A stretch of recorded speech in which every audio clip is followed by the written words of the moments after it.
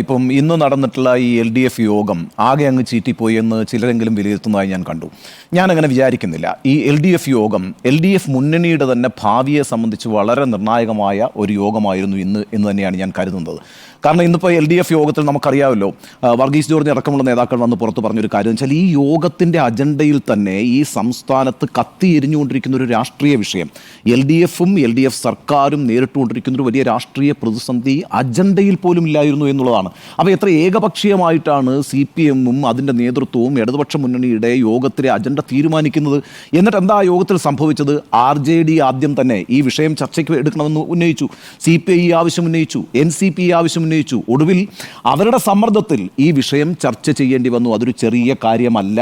കാരണം LDFിലെ ഘടകകക്ഷികൾ വളരെ ശക്തമായ നിലപാട് ഈ RSS നേതാവ് ദത്താത്രേയ ഹൊസബളയുമായി ADGP അജിത് കുമാർ നടത്തിയ കൂടിക്കാഴ്ചയുമായി ബന്ധപ്പെട്ട് പരസ്യമായി തന്നെ എടുത്തിട്ടുണ്ടല്ലോ. അക്കാര്യത്തിൽ നടപടി വേണമെന്ന് ആവശ്യപ്പെടുന്ന പാർട്ടികളാണല്ലോ CPI ആണെങ്കിലും RJD ആണെങ്കിലും NCP ആണെങ്കിലും ഒക്കെ.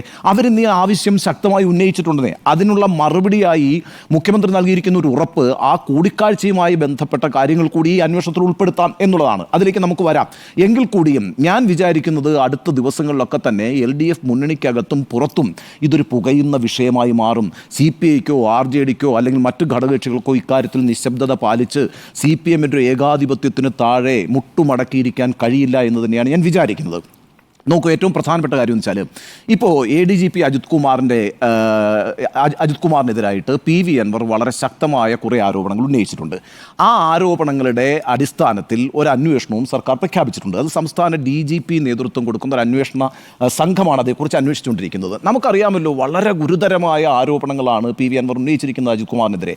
അദ്ദേഹം സ്വർണം പൊട്ടിക്കൽ നടത്തുന്നു, അദ്ദേഹം കൊള്ളയ്ക്ക് കൂട്ടുനിൽക്കുന്നു, അദ്ദേഹം കൊലപാതകത്തിന് കൂട്ടുനിൽക്കുന്നു. ഒരു സംസ്ഥാനത്തെ ക്രമസമാധാന ചുമതലയുടെ ഉത്തരവാദിയായിരിക്കുന്ന ഒരു പോലീസ് ഓഫീസറെ സംബന്ധിച്ച് സംസ്ഥാനത്തെ ഭരണകക്ഷിയിൽ തന്നെ പെട്ടിട്ടുള്ള ഒരു MLA ഇത്തരത്തിലുള്ള വലിയ ആരോപണങ്ങൾ ഉന്നയിക്കുമ്പോൾ ഒരു സർക്കാരിന് കൈയും കെട്ടി നോക്കി നിൽക്കാൻ കഴിയില്ല. സ്വാഭാവികമായിട്ടും ഒരു അന്വേഷണ സംഘത്തെ സർക്കാരിന് നിയമിക്കേണ്ടി വന്നു. അങ്ങനെ ഒരു സമ്മർദ്ദത്തിൽ സർക്കാർ എത്തിച്ചേരുകയും ചെയ്തു. ആ അന്വേഷണ സംഘത്തിന് കൊടുത്തിരിക്കുന്ന സമയം എത്രയാണ്? 1 മാസമാണ് അല്ലേ?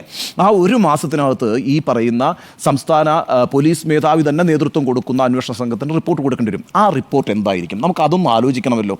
നോക്കൂ, ഈ പറയുന്ന അജിത് കുമാറിനെതിരായിട്ട് അൻവർ ഉന്നയിച്ചിരിക്കുന്ന ആരോപണങ്ങളിൽ ഏതെങ്കിലും ഒന്ന് ശരിയാണ് എന്ന് ഈ റിപ്പോർട്ടിൽ പറഞ്ഞാൽ സുജയ, പിന്നെ അദ്ദേഹം ക്രമസമാധാന ചുമതലയിൽ ഉണ്ടാവില്ല എന്നല്ല, IPS-ൽ ഉണ്ടാവില്ല. അതെങ്ങനെ ഉണ്ടാകും? കാരണം എന്ന് വെച്ചാൽ ഒരു പോലീസ് ഓഫീസർ തന്നെ ഈ പറയുന്ന സ്വർണം പൊട്ടിക്കലിനും കൊള്ളയ്ക്കും കൊലപാതകത്തിനും ഒക്കെ കൂട്ടുനിൽക്കുന്നു എന്ന് പറയുന്ന ആരോപണത്തിൽ ഏതെങ്കിലും ഒന്ന് ശരിവെച്ചാൽ പിന്നെ അയാൾക്ക് പോലീസ് സർവീസിലിരിക്കാൻ പറ്റുമോ? അയാൾ ക്രിമിനൽ നടപടി നേരിടേണ്ടി വരും. അപ്പോൾ പിന്നെ ക്രമസമാധാന ചുമതലയിൽ അപ്പം മാറ്റിക്കളയാം എന്നൊന്നും വിചാരിക്കേണ്ട. വലിയ ഗുരുതരമായ ഒരു അന്വേഷണമാണ് അജിത് കുമാർ നേരിടുന്നത്. ഇനിയിപ്പോൾ നമ്മളുടെ തന്നെ ഒരു പ്രസ് കോൺഫറൻസിൽ വന്നുകൊണ്ട് PV അൻവർ പറഞ്ഞൊരു കാര്യമുണ്ട്. എനിക്ക് ഈ കാര്യത്തിൽ കുറച്ച് വക്കും മൂല്യമൊക്കെ അറിയാമുള്ളൂ, എൻ്റെ കയ്യിൽ എല്ലാത്തിൻ്റെയും തെളിവുകളില്ല, പക്ഷേ ഞാൻ സമാഹരിച്ചിട്ടുള്ള തെളിവുകളെല്ലാം തന്നെ രേഖയാക്കി മുഖ്യമന്ത്രിക്ക് കൊടുക്കുമെന്ന് പറഞ്ഞു. മുഖ്യമന്ത്രിക്ക് അദ്ദേഹം കൊടുത്തിട്ടുണ്ട്. എന്ന് മാത്രമല്ല 10 മണിക്കൂർ നീണ്ടുനിന്ന ഒരു മൊഴിയെടുക്കലായിരുന്നു അൻവറിൻ്റെതായിട്ട് നടന്നത്.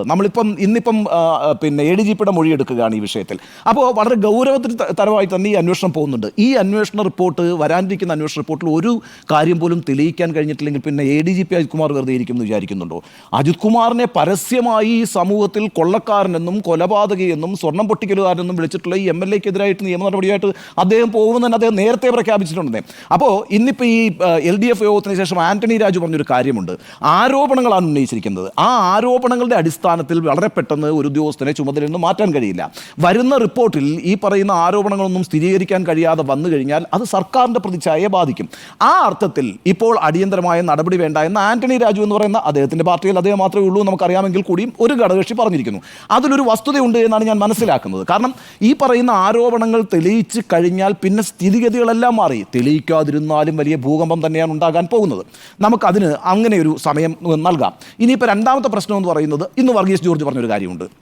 നോക്കൂ, ദത്താത്രേയ ഹൊസബളയുമായിട്ട് ഈ പറയുന്ന ADGP കൂടിക്കാഴ്ച നടത്തിയത് സാങ്കേതികമായി തീരുമാനിക്കേണ്ട ഒരു വിഷയമല്ല. അക്കാര്യത്തിലൊരു നടപടി സാങ്കേതികമായി തീരുമാനിക്കേണ്ട വിഷയമല്ല, അതൊരു രാഷ്ട്രീയ വിഷയമാണ്.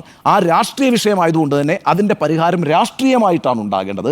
ഇന്നിപ്പോൾ മുഖ്യമന്ത്രി പറഞ്ഞിരിക്കുന്നത് ഞങ്ങൾ അതുകൂടി അങ്ങ് അന്വേഷിച്ചേക്കാം എന്നാണ്. അങ്ങനെ ഒരു പരിഹാരമല്ല LDF ആഗ്രഹിക്കുന്നത്, അഥവാ CPM ഒഴിച്ചുള്ള LDF-ലെ ഘടകകക്ഷികൾ ആഗ്രഹിക്കുന്നത്.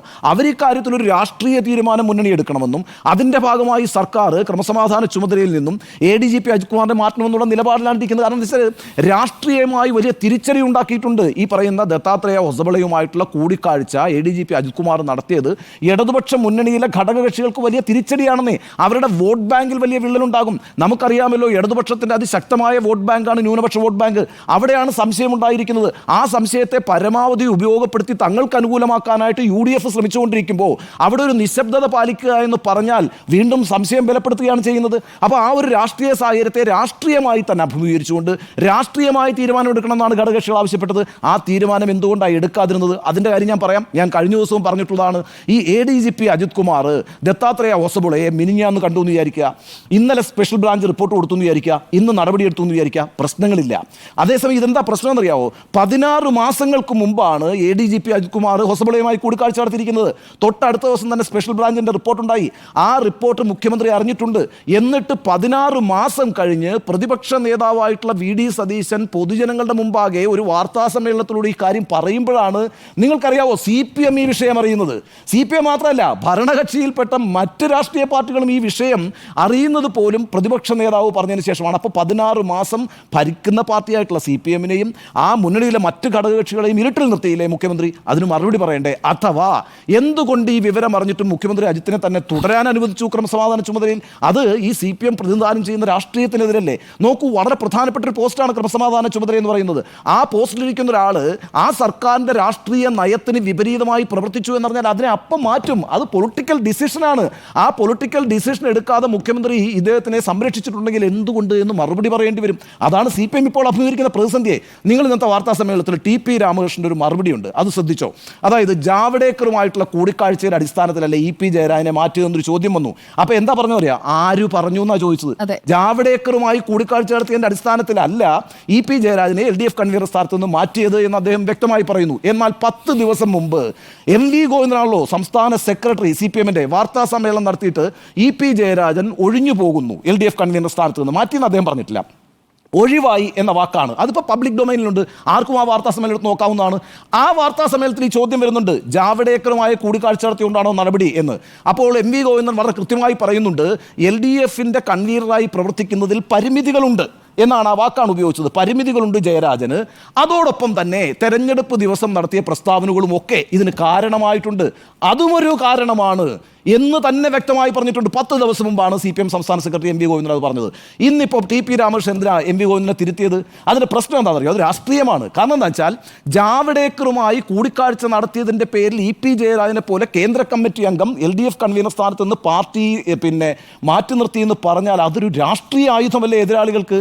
ഇപ്പോൾ ഇന്നലെ എണ്ണം പറഞ്ഞ് RSS-നെതിരായിട്ട് BJP-ക്കെതിരായിട്ട് എന്തൊക്കെ പോരാട്ടങ്ങൾ നടത്തിയിട്ടുണ്ട് എന്ന് പിണറായി വിജയൻ പറയുമ്പോൾ മറുവശത്തെ ചോദ്യം ഉയർന്നത് എന്താണെന്നറിയോ? EP ജയരാജൻ ജാവ്ദേക്കറുമായിട്ട് കൂടിക്കാഴ്ച നടത്തിയതിനെ കുറിച്ച് എന്താ പറയാനുള്ളത് നിങ്ങൾക്ക്? വൈദേകം റിസോർട്ട് ബിസിനസ് നടത്തിയതിനെ കുറിച്ച് എന്താ നിങ്ങൾക്ക് പറയാനുള്ളത്? അതേപോലെ ദത്താത്രേയ ഹൊസബളയുമായിട്ട് ADGP കൂടിക്കാഴ്ച നടത്തിയതിനെ കുറിച്ച് എന്താ പറയാനുള്ളത്? അപ്പോൾ കോൺഗ്രസിനെ നേരത്തെ നിങ്ങൾ RSS-ൻ്റെയോ BJP-യുടെയോ B ടീം എന്ന് പറഞ്ഞുകൊണ്ടിരിക്കുമ്പോൾ നിങ്ങളുടെ നേതാക്കൾ തന്നെ അവരുമായി പലതരത്തിലുള്ള ബന്ധങ്ങൾ ഉണ്ടാക്കുന്നു എന്നുള്ള രാഷ്ട്രീയ ആരോപണം ഉയർന്നാലേ അത് CPM-ന്റെ നിലനിൽപ്പിന് തന്നെ ചോദ്യം ചെയ്യും. കാരണം CPM എന്ന് പറയുന്ന പാർട്ടി മതേതരത്വത്തിന് വേണ്ടി, ന്യൂനപക്ഷ സംരക്ഷണത്തിന് വേണ്ടി, ന്യൂനപക്ഷ അവകാശങ്ങൾക്ക് വേണ്ടിയൊക്കെ നിലയെടുത്തിരിക്കുന്ന പാർട്ടിയാണ്. അങ്ങനെയുള്ള വിഭാഗങ്ങൾ ആ പാർട്ടിയെ വിശ്വസിക്കുകയും അവർ വോട്ട് ചെയ്യുകയും ചെയ്യുന്നതുകൊണ്ടാണ് അധികാരത്തിൽ വരുന്നത്. അപ്പോൾ ആ രാഷ്ട്രീയത്തിൻ്റെ മുനയൊടിയും. അതുകൊണ്ടാണ് ഇന്ന് ബുദ്ധിപൂർവ്വം TP രാമകൃഷ്ണൻ ആ CPM സംസ്ഥാന സെക്രട്ടറിയെ തന്നെ തിരുത്തിയിരിക്കുന്നത്. എന്ന് മാത്രമല്ല, CPM സംസ്ഥാന സെക്രട്ടറി തന്നെ സ്വയം തിരുത്തിയില്ലേ? അതാണല്ലോ ഞാൻ ഇന്നലെ പറഞ്ഞത്. ഇന്നലത്തെ പ്രസംഗം എന്താ ഗോവിന്ദ മാസ്റ്ററുടെ? ADGP പോയിട്ട് ആരെങ്കിലും കണ്ടാൽ ഞങ്ങൾക്ക് എന്താ പ്രശ്നം എന്നാണ്. 2 ദിവസം മുമ്പ് എന്താ ഈ MV ഗോവിന്ദൻ പറഞ്ഞത്? എൻ്റെ മറുപടിയിൽ തൃപ്തിയുണ്ടെന്ന് നിങ്ങൾക്ക് തോന്നിയിട്ടുണ്ടോ? ഞങ്ങളെ ഈ വിവാദവുമായി കൂട്ടിക്കെട്ടണ്ട എന്ന് പറഞ്ഞിട്ട് ഈ വിവാദത്തിൽ നിന്ന് ഡിസ്റ്റൻസ് ചെയ്യാനാണ് CPM ശ്രമിച്ചത്. പക്ഷേ ഇന്നലെ നിലപാട് മാറ്റിയിട്ട് എന്താ പറഞ്ഞത്? ADGP ആയിട്ടുള്ള ആ വിഷയത്തെ, ദത്താത്രേയ ഹൊസബളയുമായിട്ടുള്ള കൂടിക്കാഴ്ച വിഷയത്തെ അങ്ങ് പരമാവധി അങ്ങ് ഡൈല്യൂട്ട് ചെയ്ത് കളഞ്ഞു. കാരണം എന്താ? ഇതൊരു CPM അഭിമുഖീകരിച്ചുകൊണ്ടിരിക്കുന്ന ഒരു രാഷ്ട്രീയ പ്രതിസന്ധിയാണ്. ഒറ്റ കാര്യമുള്ളൂ, 16 മാസമായിട്ട് ഈ വിവരം അറിഞ്ഞിട്ട് ഇദ്ദേഹം CPM-ന്റെ ഏറ്റവും തലമുതിർന്ന നേതാവ് CPM-ന്റെ രാഷ്ട്രീയ ലൈനിനെതിരായിട്ട് മുഖ്യമന്ത്രി ആയിരിക്കുമ്പോൾ തൻ്റെ ഒരു ഉദ്യോഗസ്ഥൻ പെരുമാറിയതിൻ്റെ മേലിൽ ഒരു നടപടിയും എടുക്കാതിരുന്നതിനെ വിശദീകരിക്കേണ്ടി വരും. അതുകൊണ്ട് CPM ഒരു വലിയ പ്രതിസന്ധിയിലാണ്. ഇനി PV അൻവർ പറഞ്ഞൊരു പ്രശ്നമുണ്ടല്ലോ, ശരി, ഈ വിഷയം മുഖ്യമന്ത്രി അറിഞ്ഞിട്ടില്ല എന്നാണ് പറയുന്നത്. മുഖ്യമന്ത്രി അറിയുന്നതിന് മുമ്പ് തന്നെ ഒരു മതിൽ തട്ടിയത് താഴത്ത് പോയി. ആരാണ് ആ മതിൽ എന്ന് പറയുന്നത്? പി ശശിയാണ്, ഒരു സംശയമില്ല. പി ശശിക്കെതിരെ ഇനി എഴുതി തന്നെ പരാതി നൽകുമെന്നും അൻവർ പറഞ്ഞിട്ടുണ്ട്. അങ്ങനെയാണ് എങ്കിൽ CPM-ന്റെ ഈ പറയുന്ന RSS വിരുദ്ധ BJP വിരുദ്ധ രാഷ്ട്രീയ നയത്തിനെതിരായിട്ട് ഉദ്യോഗസ്ഥൻ പ്രവർത്തിച്ചുകൊണ്ടിരിക്കുന്നു എന്നും അത് സംബന്ധിച്ച് ഒരു റിപ്പോർട്ട് കിട്ടുമ്പോൾ പൊളിറ്റിക്കൽ സെക്രട്ടറി ആയിട്ടുള്ള പി ശശി അതിനെ മുക്കിയിട്ടുണ്ടെങ്കിൽ പി ശശിക്കെതിരെ നടപടിയെടുക്കണ്ടേ? ഇതും CPM-ലെ പ്രതിസന്ധിയാണ്. അപ്പോൾ ഞാൻ പറയുന്നത് ഇതൊരു ചെറിയ വിവാദമല്ല. മറ്റേ അന്വേഷണം നടന്നോട്ടെ. ഏതാ? DGP-യുടെ നേതൃത്വത്തിൽ അജിത് കുമാറിനെതിരായിട്ട് നടക്കുന്ന അന്വേഷണം ഗുരുതരമായ അന്വേഷണമാണ്. ആ അന്വേഷണത്തിലെ ഏതെങ്കിലും തരത്തിലുള്ള കണ്ടെത്തലുകൾ ഉണ്ടായാൽ പിന്നെ അജിത് കുമാർ IPS-ലില്ല, സർവീസിലില്ല, നമ്മൾ പിന്നെ ആ കേസങ്ങ് വിട്ടേക്ക്. ഇനി അത് സംഭവിച്ചില്ല എങ്കിൽ അൻവറിൻ്റെ കാര്യം ഗതികേടിലാവും. പക്ഷേ ദത്താത്രേയ ഹൊസബളയുമായിട്ടുള്ള കൂടിക്കാഴ്ച എന്ന് പറയുന്നത് രാഷ്ട്രീയ വിഷയമാണ്. ആ രാഷ്ട്രീയ വിഷയത്തിൽ മറുപടി പറഞ്ഞേ പറ്റുള്ളൂ. അത് വലിയ രീതിയിൽ പ്രതിസന്ധിയിലാക്കിയിരിക്കുകയാണ് CPM-നെ. അതാ ഞാൻ ഇന്നലെ പറഞ്ഞത്, അജിത്തിൻ്റെ വിഷയത്തിൽ തള്ളാനും വയ്യ കൊള്ളാനും വയ്യാത്തൊരു സ്ഥിതിയിലാണുള്ളത്. അതുകൊണ്ട് ഇന്നത്തെ ഈ LDF യോഗത്തെ ഞാൻ വളരെ പ്രധാനമായിട്ട് കാണുന്നു. എന്തുകൊണ്ടാണെന്ന് വെച്ചാൽ ഇന്ന് വളരെ കൃത്യമായിട്ട് ഘടകകക്ഷികൾ നിലപാടെടുത്തു. അധ്യക്ഷനും ശേഷം സഭാവാസികളും എന്നൊരു ആറ്റിറ്റ്യൂഡുണ്ട് ഈ പറയുന്ന LDF യോഗത്തിൽ. CPM അങ്ങ് വന്നിരിക്കും, അതിൻ്റെ നേതാക്കൾ അങ്ങനെ വന്നിരിക്കും, അവരങ്ങ് അജണ്ട തീരുമാനിക്കും, അവരങ്ങ് കാര്യങ്ങൾ നടപ്പാക്കും. ശരിയാണ്, ഇന്നും അങ്ങനെ തന്നെയായിരുന്നു ശ്രമിച്ചത്. പക്ഷേ അത് ഘടകകക്ഷിയിൽ പൊളിച്ചു എന്ന് മാത്രമല്ല, അവർ എന്ത് നിലപാടാണോ അജിത് കുമാറിൻ്റെ കാര്യത്തിൽ LDF യോഗത്തിന് മുമ്പെടുത്തത് അതേ നിലപാട് തന്നെ യോഗത്തിലെടുത്തു. അതിനുശേഷം പുറത്തു വന്നിട്ടും അതേ നിലപാട് തന്നെ പറഞ്ഞു. എന്താ ബിനോയ് പറഞ്ഞത്? നിലപാടുണ്ട്, നിലപാടിൽ ഒരു മാറ്റവും വരുത്തിയിട്ടില്ല എന്നാണ്. നോക്കൂ, CPI ഒരു പാർട്ടിയാണ്, ആ പാർട്ടിക്ക് അണികളുണ്ട്, ആ പാർട്ടിക്ക് ഒരു സംസ്ഥാന നേതൃത്വമുണ്ട്, സംസ്ഥാന സമിതിയുണ്ട്, ദേശീയ നേതൃത്വമുണ്ട്, ദേശീയ സമിതിയുണ്ട്. അവിടെയൊക്കെ പോയി കാര്യങ്ങൾ വിശദീകരിക്കാൻ ഉത്തരവാദിത്തപ്പെട്ട ആളുകളാണ് ഈ LDF-ൽ വന്നിരിക്കുന്നത്. അവർ പുറത്തു വന്നൊരു അഭിപ്രായം പറഞ്ഞിട്ട് LDF-ൽ പോയി പഞ്ചമുച്ച് മടക്കിയിട്ട് തിരിച്ചു വരാൻ കഴിയില്ല. ഈ വിഷയത്തിൽ ഒട്ടും പറ്റില്ല. അതുകൊണ്ടാണ് CPI ഇപ്പം എടുത്തിരിക്കുന്ന നിലപാട്, അല്ലെങ്കിൽ RJD എടുത്തിരിക്കുന്ന നിലപാടെന്താ? നോക്കൂ, നിങ്ങളുടെ മുഖ്യമന്ത്രി ഒരു പ്രതിസന്ധി സൃഷ്ടിച്ചിട്ടുണ്ടെങ്കിൽ അതിൻ്റെ വിഴുപ്പ് ചുമക്കാൻ LDF-ലെ ഘടകകക്ഷികളായ ഞങ്ങൾ തയ്യാറല്ല എന്നാണ്. അതുകൊണ്ട് ഇന്ന് വളരെ വ്യക്തമായി തന്നെ ഘടകകക്ഷികൾ ഈ പ്രശ്നം ഉന്നയിച്ചിട്ടുണ്ട്. ആ പ്രശ്നം ഉന്നയിച്ചതിന് ശേഷം അവർ മിണ്ടാതിരിക്കാൻ പോകുന്നില്ല. അവർ വരും ദിവസങ്ങളിൽ കൃത്യമായി അവരുടെ നിലപാട് ആവർത്തിച്ചുകൊണ്ടിരിക്കും. ഈ ആവർത്തിച്ചുകൊണ്ടിരിക്കുന്ന ഘടകകക്ഷികളുടെ നിലപാടിനെ പ്രതിരോധിക്കാൻ വലിയ പണിയെടുക്കേണ്ടി വരും CPM-ന് മാത്രമല്ല സർക്കാരിനും ഈ വിവാദത്തിൽ നിന്ന് ഒളിച്ചോടാൻ കഴിയില്ല. പക്ഷേ നിർഭാഗ്യകരമായ ഒരു സാഹചര്യത്തിലേക്ക് CPM എത്തിയിട്ടുണ്ട്. കാരണം അവരുടെ രാഷ്ട്രീയ നയത്തെ തന്നെ ചോദ്യം ചെയ്യുന്ന ഒരു പരിപാടി ഈ പറയുന്ന മുഖ്യമന്ത്രിയുടെ അറിവോടുകൂടി ഉദ്യോഗസ്ഥ തലത്തിൽ സംഭവിച്ചിട്ടുണ്ടെങ്കിൽ അത് വിശദീകരിക്കേണ്ട ഗതികേടുണ്ടായാൽ ആ പാർട്ടിയെ വിശ്വസിക്കുന്ന പല വിഭാഗങ്ങളും ആ പാർട്ടിയിൽ നിന്ന് അകന്നു പോകും. അതോടുകൂടി ആ പാർട്ടിയുടെ നിലനിൽപ്പ് തന്നെ ചോദ്യം ചെയ്യപ്പെടും. അവരുടെ രാഷ്ട്രീയ സത്യസന്ധത സംശയത്തിൻ്റെ നിഴലാകും. ഈ പ്രതിസന്ധി അനുഭവിക്കുന്നത് കൊണ്ടാണ് പിണറായി വിജയൻ ഇന്ന് തൽക്കാലം നമുക്ക് അതുകൂടി അന്വേഷിച്ച് അക്കാര്യത്തിൽ കൂടി ഒരു തീരുമാനമെടുക്കാമെന്ന് പറഞ്ഞ് ഇത് ഒതുക്കി തീർക്കാൻ ശ്രമിക്കുന്നത്. അതേ നിലപാട് CPM നേതാക്കൾ ആവർത്തിക്കാൻ ശ്രമിക്കുന്നത്. പക്ഷേ LDF-ൽ ഒരു ഘടകകക്ഷിയും ഇക്കാര്യത്തിൽ വിട്ടുവീഴ്ച ചെയ്യുമെന്ന് ഞാൻ വിചാരിക്കുന്നില്ല. അതുകൊണ്ട് ഞാൻ അവസാനിപ്പിക്കുമ്പോൾ പറയുന്നൊരു കാര്യം, ഇന്നത്തെ LDF യോഗം എന്ന് പറയുന്നത് ഈ മുന്നണിയുടെ മുന്നോട്ടുള്ള പോക്കിലെ ഏറ്റവും നിർണായകമായ ഒരു അധ്യായമായി തന്നെ ഞാൻ വിലയിരുത്തുന്നു.